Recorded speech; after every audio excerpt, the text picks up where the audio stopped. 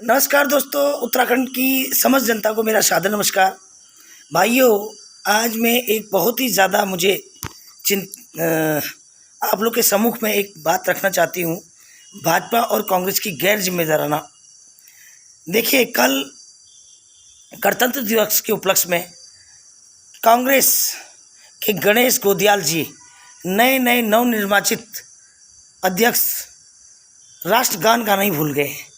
जो मैं वीडियो की कवरेज में मैंने देखा इनके न्यूज़ में कि इन्होंने झंडा तो फहरा दिया, राष्ट्रगान गाना भूल गए। क्या मैं कांग्रेस के नेताओं से जानना चाहती हूँ कि उन्होंने जानबूझ के नहीं गाया राष्ट्रगान या वो भूल गए? अगर भूल गए तो कितनी लापरवाही है। फिर आप लोग कांग्रेस इतनी बड़ी पार्टी, 70 साल पुरानी पार्टी की बातें करते हो, सरकार बनाने की बातें करते हो। आपने कितना बड़ा अपमान किया राष्ट्रगान का कि झंडारोहण के बाद आपने राष्ट्रगान नहीं गाया। और इसी तरह आज अटल बिहारी वाजपेयी जी की पुण्यतिथि पर बीजेपी भूल गई कि आज उनकी पुण्यतिथि भी है। जब किसी पत्रकार के माध्यम से उनको पता चला कि आज अटल जी का, तो 12 बजे हबड़ तबड़ में भाजपा कार्यालय के अंदर 12 बजे अटल जी की पुण्यतिथि का प्रोग्राम रखा जाता है। बड़े दुर्भाग्य की बात है हमारे स्टेट में।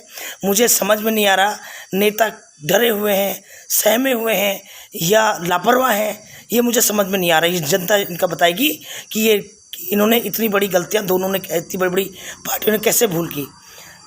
हमेशा पुण्यतिथि होती है तो सुबह 8 बजे हुआ करती है, 12 बजे का क्या मतलब है? और ये भूल गए थे, एक पत्रकार ने इनको याद दिलाई, तब जाके इन्होंने अटल बिहारी वाजपेयी, जो भाजपा के सर्वोच्च नेता, कितना बड़ा अपमान इस भाजपा ने किया है अटल जी का, और कितने दुख की बात है। अरे इन नेताओं को क्या लेना देना अटल बिहारी वाजपेयी, इनको तो भाजपा चाहिए बस। अब तो मोदी इनके सब कुछ है। मगर ये ना भूलें कि अटल बिहारी वाजपेयी ही भाजपा है और उनकी पुण्यतिथि आप भूल गए, और बड़े दुख की बात है और बड़े दुर्भाग्य की बात है। और इसी तरह आज मैं धामी जी से ये कहना चाहती हूँ कि देखिए, आपने आशा कार्यकर्ताओं को जो भी पैसा बढ़ाया, ये चुनावी जुमला नहीं होना चाहिए।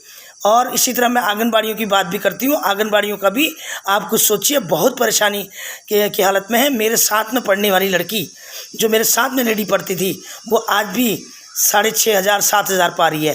पिछले 20 साल से मैं उसको देख रही हूँ और 20 साल से वो घर घर जाती है बसंती। तो इसी तरह मैं चाहती हूँ कि आंगनबाड़ियों का भी पैसा बढ़ाया जाए और भोजन माताओं का भी जो पैसा बढ़ाया है और जो इनको प्रोत्साहन राशि है, तत्काल प्रभाव से इनकी रिलीज की जाए। जिस तरह आप लोगों की तनख्वाहें रिलीज होती है, इसी तरह इनका पैसा भी रिलीज होना चाहिए। और मैं धामी जी से रिक्वेस्ट करती हूँ कि आशा कार्यकर्ताओं का जो आपने कल मानदेय बढ़ाया है, उसको तत्काल प्रभाव से, जो आपकी 5 महीने की प्रोत्साहन राशि थी 2,000 रुपया, वो भी तत्काल प्रभाव से उनके खाते में डाले जाएँ। इतनी गरीबी की स्थिति है, इतनी हालत ख़राब है, लॉकडाउन है, उनके पतियों को कोई काम नहीं मिला है और वो रोटी को बच्चों की फ़ीस और खाने को लाले पड़े हुए हैं। तो मेरी रिक्वेस्ट है, एक तो आप तो 2-2 हज़ार रुपये देते हो, वो भी टाइम से रिलीज़ नहीं करते।